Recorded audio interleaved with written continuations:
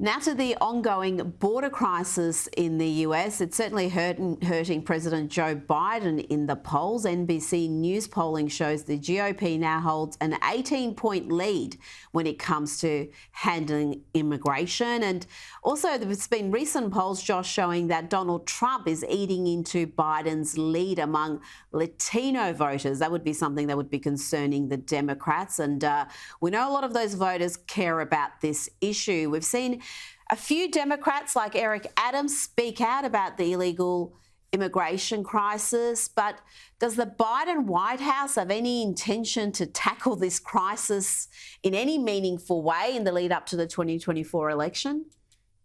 No, on the contrary, they are suing Ken Paxton, Greg Abbott, in the state of Texas for Texas's attempts to put some buoys in the Rio Grande, trying to secure Texas's territorial sovereignty against the Mexican drug cartels and, frankly, Hezbollah and some radical Islamic groups that control large swaths, operationally speaking, of the U.S.-Mexico border. So they're actually, not only are they not trying to mitigate the damage, they're actually throwing fuel right into the fire, trying to make it worse.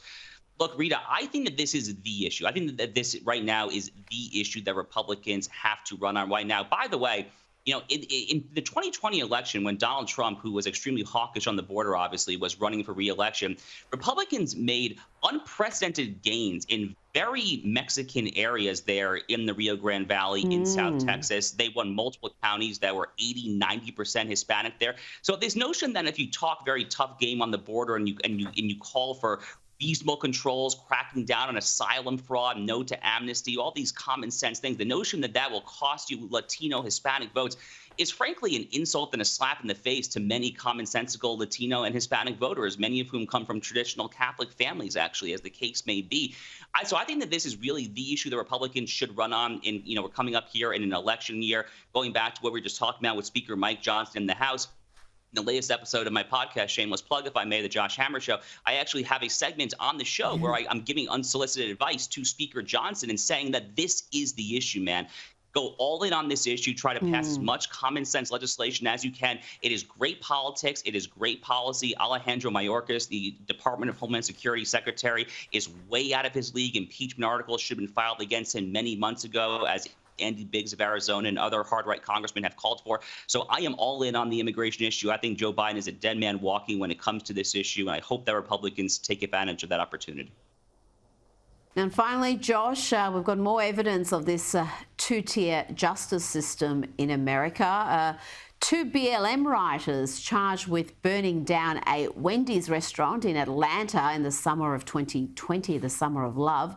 Well, they've been fined just $500 each. It just highlights, Josh, this lack of justice, it appears, in the American justice system.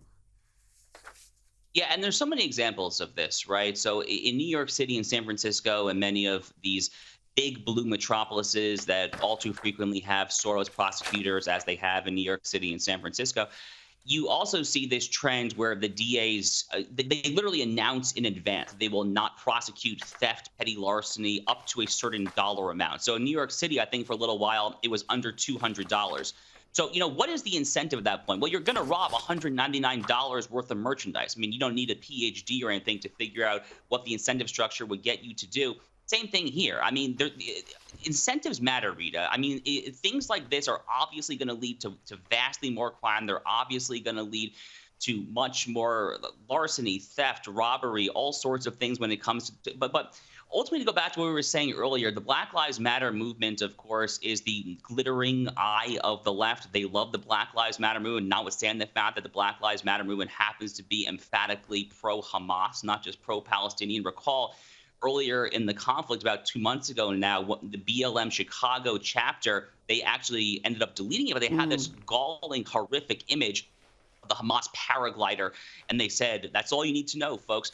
But again, the Democratic Party has just gone so far off the deep end. They have become so besotted with this toxic ideology of oppressed versus oppressors, of victimizers versus victims, that they hold BLM, despite all that it stands for, out as the quintessence of what it means to be a liberal organization here. Of course, as you know, Rita, if a white Christian were to do the same thing, I don't have to tell you the fine would be substantially worse.